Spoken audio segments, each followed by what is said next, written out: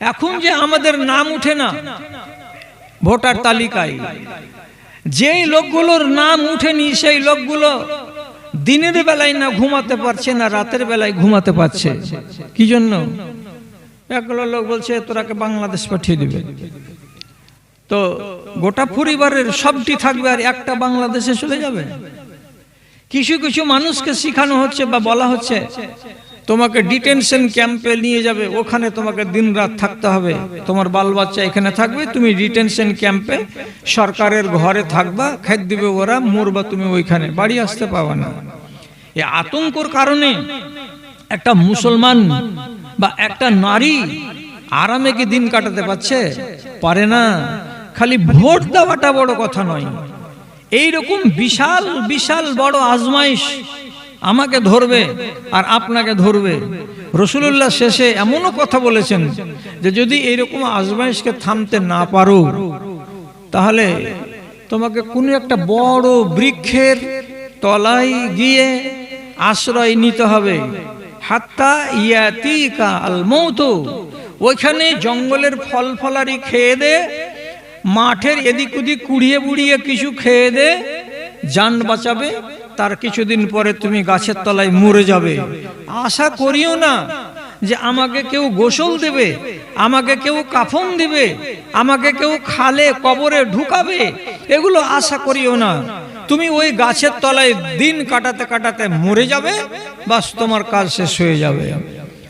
অন্য হাদিসে রাসূলুল্লাহ বলছেন যে তোমার কাছে যদি 4-5টা ছাগল থাকে, ছাগল ভেড়াটিকে নিয়ে তুমি চলে যাও কোনো নির্জন জায়গায়, সারাদিন ছাগল চড়াও, সন্ধ্যাবেলায় ছাগলটিকে গাছে বেঁধে দাও।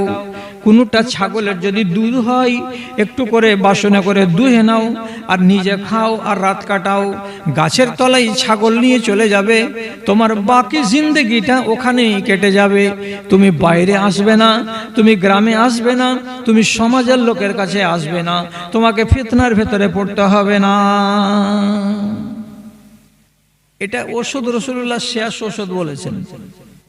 এরকম দিন আমাদের কাছে চলে আসতে পারে, কেন আসবে এটাও তো একটা জিজ্ঞাসা। কি জন্য এমন দিন আসবে? তার কারণ বুখারীর আগেকার হাদিসে বলা হয়েছে মৌতকে বলে যারা ভয় করবে আর দুনিয়ার মালের পিছনে যারা দৌড়াবে তাদের দুর্গতিটা বেশি হবে। আর সেই লক্ষণটা এখনকার জামানাতে আপনাকে কি বলবো, রাসূলুল্লাহ হাদিসে বলছেন ইয়াতি আলান নাসি জামানুন লা ইউবালিল মারউ। একটা সময় চলে আসবে সেই যুগের মানুষ ইনকাম করার জন্য বাড়ি থেকে বের হবে, টাকা উপার্জন করব বলে বের হবে, কিন্তু টাকাটা যে উপার্জন করলাম এটা হালাল থেকে করলাম না হারাম থেকে করলাম, এটা জায়েজ থেকে করলাম না এটা নাজায়েজ থেকে করলাম।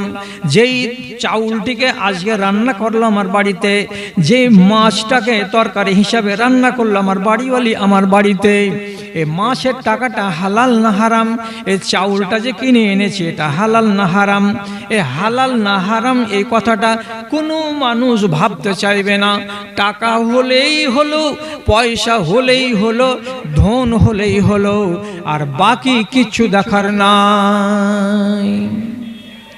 এইরকম সময় চলে আসবে যখন মানুষের মেজাজ এইরকম হয়ে যাবে, তখন জানতে হবে তোমাদের উপরে মুসিবত ঘনিয়ে আসছে। আল্লাহ মাফ করে। 4 থেকে 5 মাস আগে এটা দিয়ে আসা যাওয়া তো করি মাসে একবার করে, তো দেখলাম এই শাকির মোড়ের ত্রিমোহনীটাতে একটু কাজ আরম্ভ হয়েছে। তারপরে মনে মনে বললাম চা খেতে খেতে যে 15 দিন পরে আসবো, তো এই জায়গাটাকে খুব সুন্দর দেখতে পাবো। 15 দিন পরে এসে দেখছি যেটি মাল ছিল অর্ধেকটি উঠে গেছে, আর যেমনকার অবস্থা তেমনই থেকে গেছে। জিজ্ঞেস করলাম যে কি ব্যাপার গো, কাজটা বন্ধ কেন হয়ে গেল? তো বলছি যে কন্ট্রাক্টর পালিয়ে গেছে। পালালো কেন? তো ওকে সামনাসামনি বলছে ওর লেবারেরাকে টাকা দে কাজ কর, টাকা না দিবি রাতের বেলায় 1 টাকা ফেলে দেবো। কে বলছে কথাটা? বলছি জানি না। কোথাকার লোক? বিশনপুরের লোক, ধানগড়ার লোক, এলাঙ্গির লোক, হলদিবাড়ির লোক, কে বলছে কথাটা? ওই যে মৌলী সাহেব, ওগুলাতে ডুবতে যায় না, একটু ডুবে দেখতে গেলেই বুঝতে পারবে যে কে কথাগুলো বলছে। যাদেরকে আমাদের দেশওয়ালি বাংলাতে বলে ডন, ডনেরা বলছে। ওরা মুসলমান না গায়ের মুসলমান? ওরা মুসলমানের বেটা। হ্যাঁ হ্যাঁ, আসলে এটা মুসলমান। কেন? রাসূলুল্লাহ বলেছেন এদের কথাটাই, যেমন একটা দিন চলে আসবে যে মানুষ নিজের পেটের ভাত উপার্জন করার জন্য নিজের মাল বিক্রি করবে তো ঝুঠা কসম খেয়ে, এবং নিজে এমন এমন উপায়ে মাল কামাই করবে যেগুলো উপায় হলো ডাহা হারাম, হারাম উপায় মাল কিনে 4-5টা বাল বাচ্চাকে নিয়ে খাবে, কিন্তু একবার ওর দিলটা কাঁপবে না যে আমি করলাম চুরি ডাকাতি আর খাচ্ছে আমার 4-5টা বাল বাচ্চা, মেয়ে, স্ত্রী, ছেলে। কিয়ামতের দিন এরা কি আমার পাপের কেউ ভাগ নিবে? কেউ নিবে না। তাহলে আমি কেন চুরি করছি আর এ করে ডাকাতি করে মাল উপার্জন করছি? ওর ভিতরে কি আল্লাহর ভয় আছে? ওর ভেতরে কি কোরআনের ভয় আছে? ওর ভেতরে কি কবরের ভয় আছে? ওর ভেতরে আমাকে মরতে হবে, মরার পরে সামনাসামনি আল্লাহ তাআলা দাঁড়িয়ে আমাকে হিসাব লাগবে, এই কথাটা কি তার অন্তরে আছে? নাই। থাকলে কি আর এত বড় কাজ করে? আমি কোন এক আল্লাহওয়ালার বাড়িতে মেহমান হলাম। এই এলাকাটা পাকুড়ের এলাকা। তো গল্প করছে বেচারি, নিজে কইছে, মাওলানা আমার বাড়িতে খানা খাচ্ছেন খান, আর দুয়া দেন আমাকে, আমার ব্যবসা হারাম নয়। 5টা থেকে 7টা ড্রাইভারকে টিকিট কাটিয়ে দিলাম 10 চাক্কার। কেন কাটালেন? বলছে আমি এখান থেকে কাগজ করে দিচ্ছি, অমুক জায়গাতে ক্রেশার মেশিনের কাছে 5-8 পাথরগুলো 10 টন ওখানে নিয়ে নাও, নিয়ে চলে যাও, চাঁচলে গিয়ে ফেলে আসো। আমি অর্ডার করছি 5-8 পাথরের, আর আমার ড্রাইভার গিয়ে করছে কি 10 টনের ভেতরে 8 টন লোড করছে 5-8, আর 2 টন লোড করছে 1/2 ইঞ্চি দিয়ে মিলিয়ে মিশিয়ে ট্রাকটাকে বোঝ করে 5-8 এর দামে চাঁচলে বিক্রি করে দিচ্ছে। ওগুলোর দাম হলো আলাদা আর 5-8 এর দাম হলো আলাদা। এটা হলো সস্তা। মালটাকে কামাই করছে, করার পরে আমাকে এসে টাকা দিচ্ছে, আর ও নিজে টাকা কামাই করছে এইরকম করে। আমি জানতে পারলাম, জানার পরে টিকিট কাটিয়ে দিলাম। আমি হারাম ব্যবসা করে 3 তালা বাড়ি করব না, আমি হালাল ব্যবসা করে খাবো।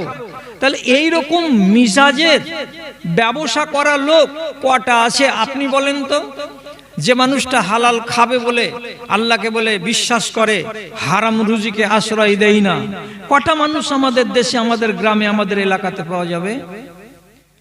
যদি না থাকে তাহলে পরে আজমাইশে আপনি পড়বেন না তো কে পড়বে? আপনাকে আল্লাহ তাআলা মুসিবতে না ফেলবে তো কাকে ফেলবে? গত 1 মাস জুটেনি, আমি গুমানি স্টেশনের পাশে ওয়াজ করতে গেলাম, তো আমাকে বিষয় বেঁধে দিল। তো আমি বিষয় আঙুল গুনে গুনে বলছি। 1 বছর আগে এই এলাকায় জালসা করে গেছি। মা বোনেরা তোমরা বরযাত্রী যেও না। জবাব দেন আপনারা, বন্ধ হয়েছে? লোক বলছে জি না, বন্ধ হয়নি।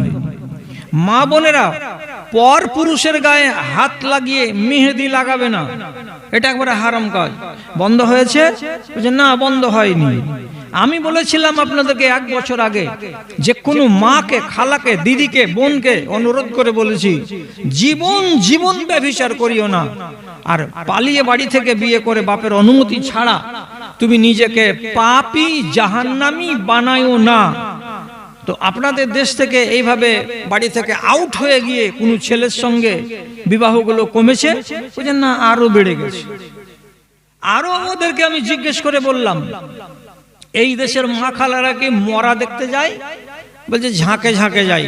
অনুরোধ করে বললাম এগুলো হারাম জিনিস, মায়েরা তোমরা করবে না। আমি অনুরোধ করে করে তাদেরকে কত অনুনয় বিনয়ের ভাষা করে বললাম, শপিং মলে নিজের স্বামী ছাড়া, বেটা ছাড়া একা একা দোকানদারি করতে যেও না। তুমি গায়ের মুসলিম দোকানদারের সঙ্গে ভদ ভদ করে কথা বলিও না। তুমি চুপচাপ তোমার স্বামীর পাশে বসে শুধু চয়েসটা দেখে দাও, এটা রং আমার পছন্দ নয়, এটা কাপড় আমার পছন্দ, তোমার স্বামী কথা বলবে, এইরকম করে তুমি কাজ কাম করো। অথবা স্বামীর উপরে ভরসা করো, যেটা কিনে দিবে তোমার স্বামী সেটাই তুমি পরো। কমছে? বলছেন না, কমে না। আল্লাহ আমাকেও বাঁচাও আর আল্লাহ আমার দেশকেও বাঁচাও। আমি কোনো গ্রামের নাম নিব না, শুধু একবার এই গ্রামের লোক আপনারাকে বলছি, কেউ যদি ট্রেন ফেল করেন শামসিতে, একবার 420 মোড়টাতে গিয়ে একবার হেঁটে দেখেন তো। 8টার সময় রাত্রিতে, রাত 8টা থেকে নিয়ে রাত 12টা পর্যন্ত বাজার লাগছে ওইখানে। কিসের বাজার? চাউমিন পাওয়া যাবে, ঘুপচুপ পাওয়া যাবে, মোমো পাওয়া যাবে, ইডলি পাওয়া যাবে, দোসা পাওয়া যাবে, এসব আধুনিক যুগের খাবারগুলো পাওয়া যাবে টাটকা টাটকা।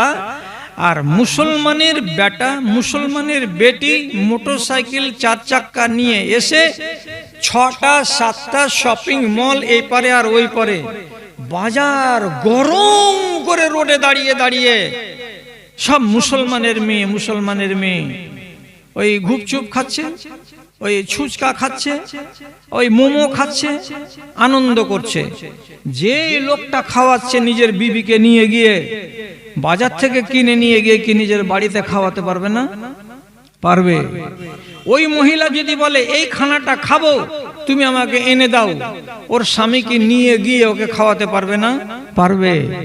কিন্তু মানসিকতাটা কত বদলেছে, যে এমন কাজে মেতে উঠেছে এই সমাজের নর আর নারী, যেই কাজগুলোকে রব্বুল আলামিন মোটেই পছন্দ করেন না এবং ঘৃণা করেন আল্লাহ তাআলা। আর যেগুলোতে যত বেশি ঘৃণা করেন আল্লাহ তাআলা, তত বেশি মেতে উঠেছে আমার কওম, আমার সমাজ। তাহলে এই নারীদের উপরে আর এই মুসলমানদের উপরে আল্লাহর আযাব না আসবে তো কার উপরে আসবে আপনি বলেন তো? আর দুনিয়া সিজনুল লিল মুমিনি ওয়া জান্নাতুল লিল কাফিরে। দুনিয়াটা হলো মুসলমানদের জন্য জেলখানা এবং কাফেরদের জন্য হলো এটা স্বর্গ। স্বর্গতে যেমন কি হয়, ওখানে হারাম বলে কিছু নাই, যেটা মনে লাগে সেটাই করো, যেটা মনে লাগে সেটাই খাও। তেমনি গায়ের মুসলিমদের জন্য হলো দুনিয়া জান্নাত। এটা হারাম, এটা হারাম, এটা হারাম কিছু নয়, এটা করিও না, এটা করিও না, এটা করিও না, এটা কিছুই নয়। যেটা মনে লাগে সেটাই করো, যেটা মনে লাগে সেটাই খাও। এটা হলো তাদের জন্য জান্নাত। আর আমাদের জন্য এটা হলো জেলখানা। জেলখানাতে মাপের খানা পাওয়া যাবে, এতটি চালের ভাত পাবেন, বেশি পাওয়া যাবে না। রোজ রোজ মাছ দেবে না, মাছ যদি সপ্তাহে একদিন দেয় তো ভাজা মাছ দেবে না, সবজি যদি দেয় তো তাতে নুন ঝাল ভালো করে দেবে না। কেন? এটা হলো জেলখানা। কোন মুসলমান মানছে এই কথাটা যে আমি জেলখানাতে আছি? শতকরা 90টা মুসলমান হারাম খাচ্ছে। হারাম কেমন খাচ্ছে? খানাগুলোই হারাম খাচ্ছে, যেগুলো আল্লাহ নিষেধ করেছেন। আজও নিষেধ মানেনি। বিশনপুরের লোক, ধানগড়ার লোক, এলাঙ্গির লোক, শতকরা 80 জন লোক এই গুটখা খাইনি, তেরাঙ্গা, জর্দা, উমুক তুমুক খাচ্ছে, নমাজও পড়ছে। এটা কি ধরনের মুসলমান? একে বলা যাবে যে এই লোকটা মুমিন? একে মুসলমান বলা যাবে? ঠিক। কেন মানে না? আমার এলাকার লোক, যে এলাকাতে এত আলেমের গাড়ি, আর সেই এলাকার মেয়ে ছেলে পেলে হাজার হাজার জালসা শোনার পর তাদের ভেতরে কোনো পর্দা আসে না। তারা কেন এখন পর্যন্ত 2টা বাচ্চার মা, 3টা বাচ্চার মা অ্যান্ড্রয়েড মোবাইল খুলে দিয়ে বন্ধুর সঙ্গে চ্যাটিং করছে, এটা সেটা করছে, হেন তেন করছে, রাতকে রাত বসে বসে? এটা কি একটা মুসলমান নারীর এটা চরিত্র? না, হতে পারে না। কেন হচ্ছে এগুলো? একটাই জিজ্ঞাসা আপনাকে করছি, এত ওয়াজ চলছে তারপরে মানুষ বদলে না কেন? ঈমান নিচু দিকে যাচ্ছে, ঈমান উপর দিকে যাচ্ছে না। এর মানেটা কি? এর মানে হলো একটাই, যেটি লোক আছেন, আপনারা বেশি জ্বালাবো না, টাইমের দিকে আমি দেখছি। রাসূলুল্লাহ দেখেন এইরকম 2টা আঙ্গুলকে একদিন খাড়ো করেছিলেন, এইরকম। আপনার আঙ্গুলের দিকে দেখেন, এইরকম। তো এই আঙ্গুলটা, এই আঙ্গুল থেকে একটু ছোট। হ্যাঁ, তো রাসূল বলছেন কি, আনা ওয়াল কিয়ামাতু কাহাতাইনি, আমি এবং কিয়ামত এত দূরাদূরি। তার মানে কি, এখানে আছে কিয়ামত আর এখানে আছে আমি। এই জায়গাতে যেমনি পৌঁছে যাব তেমনি কিয়ামত হয়ে যাবে। তো রাসূলুল্লাহ কথাটা বলে মরে গেছেন। আজকে রাসূলুল্লাহর কবরে যাওয়া 1400-1450 বছর হয়ে গেল, এখনো দুনিয়া এখানে আসেনি, কিয়ামত কায়েম হয়নি। তার মানে দুনিয়া আগাতে আগাতে আগাতে আগাতে অনেক দূর চলে এসেছে, আর অল্প একটু বাকি আছে। তাহলে এই পরিমাণ হয়ে যাবে, আর যেমনি এই পরিমাণ হয়ে যাবে তেমনি কিয়ামত কায়েম হয়ে যাবে। এইটুকুতে কত সময় গেল? 1450। আর কতদিন যাবে আল্লাহ তুমি জানো। আর 1450 বছর যদি যাই, তাহলে এর মাঝখানে যেগুলো রেখা, যেগুলো আলামত, যেগুলো পরিচিতি রাসূলুল্লাহ বলেছেন, সেগুলো আপনি চোখে দেখতে পাবেন। কি চোখে দেখতে পাবেন? দেশে ব্যভিচার বেড়ে যাবে, জেনার মাত্রাটা বেড়ে যাবে দ্বিগুণ ত্রিগুণ মাত্রায়। এক, মানুষে মানুষে দ্বন্দ্ব বেড়ে যাবে। দুই, বাজার বেড়ে যাবে, ঘন হয়ে যাবে, 1 কিলোমিটার 1.5 কিলোমিটার দূরাদূরে বাজার বসে যাবে। 3, 4 নম্বরে মানুষের ব্যবসা বাণিজ্য বেড়ে যাবে। ব্যবসা বাণিজ্য মুসলমান এতদিন করতো না, এখন এমন মতওয়ারা হয়ে ব্যবসা করবে যে সবাই বলবে ব্যবসা ব্যবসা ব্যবসা। 4, 5 নম্বর হবে কি? অত্যন্তে করওয়াই বাজাতো, যারা গ্রামের মাথা মোটা হবে, যাদের পেটে বিদ্যা নাই, যাদের কাছে বুদ্ধি নাই, এমন বুদ্ধিহীন লোকগুলো মালিকানা করবে, আর মালিকানা করার জন্য মাতোয়ারা হয়ে ছুটে বেড়াবে। 4, 5 নম্বরে হবে কি? দেশের ভেতরে হানাহানি বেড়ে যাবে, লড়ালড়ি বেড়ে যাবে, মারামারি বেড়ে যাবে। মানুষ ছোট্ট ছোট্ট কথাতে কলার ধরাধরি করে নেবে, পিটাপিটি করে নেবে, মানুষ পরোয়া করবে না। এই লক্ষণগুলো চলে আসবে। আর তারপরে নবীজি বলছেন এই লক্ষণগুলো আস্তে আস্তে এমন একটা দিন আসবে যে এত সুন্দর সুন্দর মসজিদগুলো সব বিরান পড়ে থাকবে, মাইকে আজান হবে, নমাজি খুঁজে পাওয়া যাবে না, বড় জোর 5টা নাই, 6টা নাই, 7টা। সময়টা আস্তে আস্তে কাছে আসছে। বিশাল বড় বড় মসজিদ, আপনি নিজের গ্রামেরটা দেখে খুশি হয়েন না যে আমাদের মসজিদে তো 3-4 লাইন করে নমাজি হচ্ছে। খালি বিশনপুর দেখলে হবে না, আর দুনিয়ার মসজিদগুলোকে ঘুরে দেখেন। আজান করছে, টাইলস বসানো মসজিদ, ফ্যান বসানো মসজিদ, এসি লাগানো মসজিদ। আজানের পরে দেখেন 10-12টা লোক আছে, বাকি লোক নাই। আস্তে আস্তে এই সংখ্যাটা কমে যাবে। যাওয়ার পরে কি হবে? এমন একটা প্রজন্ম দেশে মাথা চাড়া দিবে, যেই প্রজন্মটা কোনটা হালাল জানবে না, কোনটা হারাম জানবে না। এটাকে বলা হয় মারুফ, এটা করো, এটা বুঝবে না। এটাকে বলা হয় মুনকার, এটা করতে হবে না, এটা বুঝতে পারবে না। এগুলো কিছুই তারা বুঝতে পারবে না, কোনটা করার কোনটা ছাড়ার কিছু বুঝতে পারবে না। এমন অমানুষ পয়দা হয়ে যাবে। যেতে যেতে যেতে যেতে এদের মুখ থেকে কলেমা হারিয়ে যাবে, তসবিহ হারিয়ে যাবে। একবারে শুধু যান্ত্রিক মানুষের মতো মানুষ হয়ে থাকবে। নমাজ চলে যাবে, রোজা চলে যাবে, হজ চলে যাবে, যাকাত চলে যাবে, সব হারিয়ে যাবে। এমন পর্যন্ত নবীজি বললেন, তোমরা সকাল বেলায় কোরআন মাজিদকে খুলে দেখবে, কোরআনের আয়াতগুলো ঝকঝক করছে। রাত পার হবে, তারপরের দিন সকাল বেলায় যদি কোরআনের দিকে তাকাও তো সাদা পাতা দেখতে পাওয়া যাবে, একটাও আয়াত পাওয়া যাবে না। অথচ কোরআনের ভেতরে 300-400টা পাতা আছে, একটাও পাতাতে বিসমিল্লাহ নাই, আয়াত নাই, শুধু সাদা সাদা পাতা পড়ে আছে, কোরআনের একটাও আয়াত থাকবে না। শেষে যেদিন কিয়ামত কায়েম হবে, এটাতে খুশি হন আপনি। কি? মুসলমানের উপরে কিয়ামত কায়েম হবে না, হবে কার উপরে? কাফেরের উপরে। কাফেরের উপরে কিয়ামত কায়েম হবে, মুসলমানের উপরে কিয়ামত কায়েম হবে না। আর অর্থাৎ যেদিন কিয়ামত হবে সেদিন দুনিয়াতে একটাও মুসলমান থাকবে না। মুসলমানের গ্রাম, মুসলমানের দেশ, কিন্তু মুসলমানেরা নয়, সব কি? কাফের। কাফের। আপনি তাজ্জব বনে গেলেন, যেগুলা কথা কেন বলছো মুলি সাহেব? সত্য কথা বলছি। উত্তরপ্রদেশে একটা জেলা আছে, জেলাটার নাম হলো বিজনোর। বিজনোর জেলাতে একটা মসজিদ আছে বড়, ওর পাশে গ্রাম আছে প্রায় 1000টা লোকের বসতি।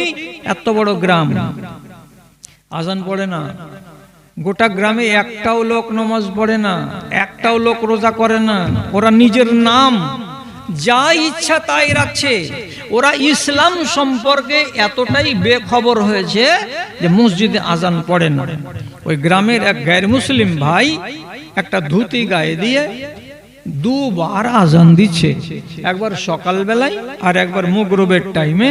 আজানটা জানে, ও দাঁড়িয়ে দাঁড়িয়ে আজান দিয়ে দিচ্ছে, আল্লাহু আকবার আল্লাহু আকবার।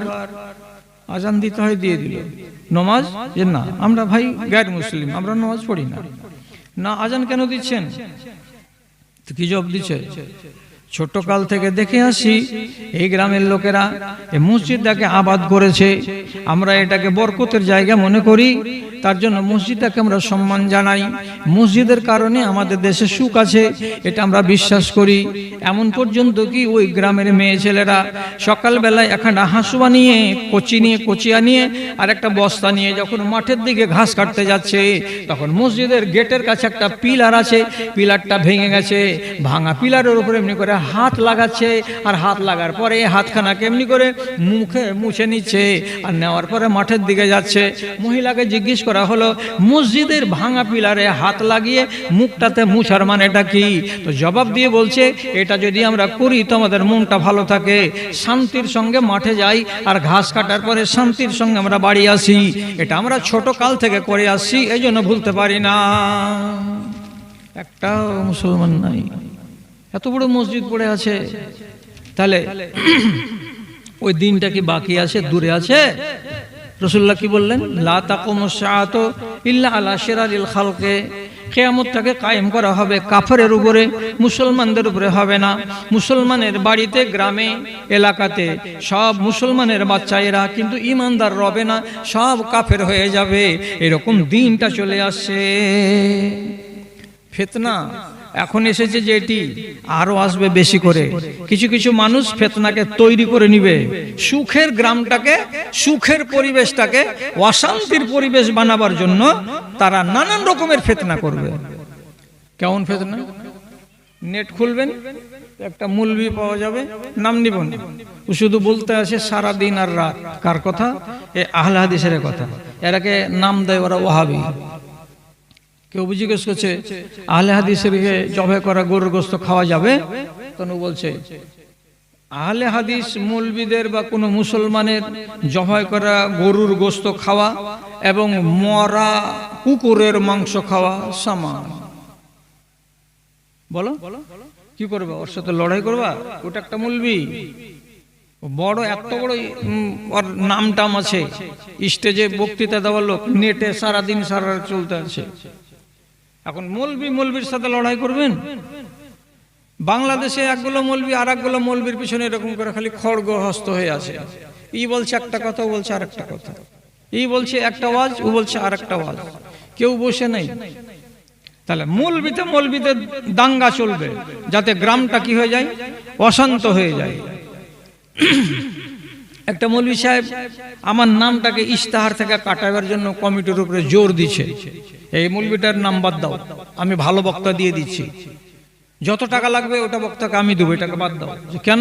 এর ফতোয়া ভালো না। তো তোমার ফতোয়া কি? কইছে জানাজার নামাজে খাড়া হওয়া তো একটাই সালাম দিতে হবে, দুটা সালাম দিতে হবে না। আর আমি বলেছি যে জানাজার নামাজে সালাম ফিরার কালে একটা যদি দাও তাও দাও, দুটা যদি দাও তাও দাও, দুটাই হাদিস সহি, আল্লামা আলবানী রহমাতুল্লাহ আলাইহি বলে দিয়েছেন। তো আমি যদি দুইয়ের উপরে আমল করি, তো আমি কি করে এত খাতারনাক হয়ে গেলাম? আর ও যদি একটার উপরে আমল করে, তো ও কি করে নেককারের বেটা নেককার হয়ে গেল? এখন এগুলো নিয়ে রসারসি দড়ি টানাটানি চলছে। একগুলো মৌলবী বলছে যে যারা টাকা দিয়ে ফেতরা দেবে, ওকে ফেতরা একবারে হারাম, ওরা জাহান্নামী। আর যারা খ্যাপা, ফেতরা যদি কেউ বাড়তে বসে থাকে, একটা কানা করিও না দেয়, তো ওর নামে জাহান্নাম কোনটা লেখা আছে? যদি ও ঈদের পরাদিন দেয় ফেতরা বলে, তো রাসূল বলছেন কবুল হলো না, সাদকা হলো। তো কবুল না হওয়া জিনিসকে রাসূল কি বললেন? সাদকা হলো। তো তুমি ফের কোনটা পেলে যে এটা হারাম, তোমাকে জাহান্নামে যেতে হবে? আরে একটা কথা খালি বলো যে এটা হাদিস মোতাবেক হলো না, তাহলে তো মানা যাবে। কিন্তু এতটি কথা বলার কোন দরকার ছিল যে এটা হারাম, এটা যদি করো তো তুমি জাহান্নামে যাবে? 30টা রোজা রেখে খালি 2.5 কেজি চাল দিলাম না, তার লেগে আমি জাহান্নামী? এত মাথা মোটা আলেম যদি দুনিয়াতে থাকে, তো কাজ কেন হবে না? তো এইগুলো নিয়ে মানুষ করবে কি, গ্রামে গ্রামে গ্রামে গ্রামে দ্বন্দ্ব লাগাবে। তার চাইতে রাসূলুল্লাহ বলেছেন কি, সবচাইতে যেটা সাংঘাতিক কাজ হবে সেটা হবে পদ নিয়ে। পদ মানে কি, আমাকে সর্দার করো, যদি না করবে তো আমি ছঘরলে আলাদা হয়ে আছে। কি আছে, টাকা আছে নাকি, না কোনো মোহ আছে যে আমাকে সর্দার হতে হবে, আমাকে মোড়ল করো, না যদি মোড়ল করো তো তোমার জামাতে থাকলাম না। এইভাবে জামাতটাকে ভাগ করে দিল। তো মোড়লে কি আছে, রসগোল্লা রাখা আছে নাকি যে হতেই হবে? অথচ রাসূল করিম সাল্লাল্লাহু আলাইহি সাল্লাম বলছেন হযরতে মুআজ রাদিয়াল্লাহু তাআলা আনহুকে, আবু যার রাদিয়াল্লাহু তাআলা আনহুকে, আবু যার বলছেন আলা তাস্তামিলুনি, রাসূল আপনি আমাকে একটা গভর্নর বানিয়ে দেন না, ইয়ামানের কিংবা হাবাসার কিংবা মিশরের কিংবা বাহরিনের, আমাকে একটা গভর্নর তৈরি করেন। রাসূল বলছেন না, তুমি দুর্বল মানুষ, তোমাকে গভর্নর বানানো হবে না। আরেকটা কথা হচ্ছে এই, তোমাকে যদি আমি দেখো এই আবু যার, এই জিনিসটা হলো কিয়ামতের দিন লজ্জার কারণ। হাজার হাজার চেয়ে নেওয়া পদাধিকারী ব্যক্তি কিয়ামতের দিন মুখ পোড়া হয়ে খাড়া হয়ে থাকবে। হাযা খিজিউন ফিল আখিরাতে, কিয়ামতের দিন তোমাকে লজ্জিত হতে হবে। খবরদার পদ চেয়ে নিও না। ফাইন উতিতাহা, চাওয়ার পরে যদি তোমাকে দেওয়া যায়, তুমি চেয়ে নিয়েছো পদ, তারপরে তোমাকে দেওয়া হয়েছে সেই পদটা, তাহলে কি হবে? উক্কেলা ইলাইকা, তোমাকে এটা সঁপে দেওয়া হলো আল্লাহর পক্ষ থেকে।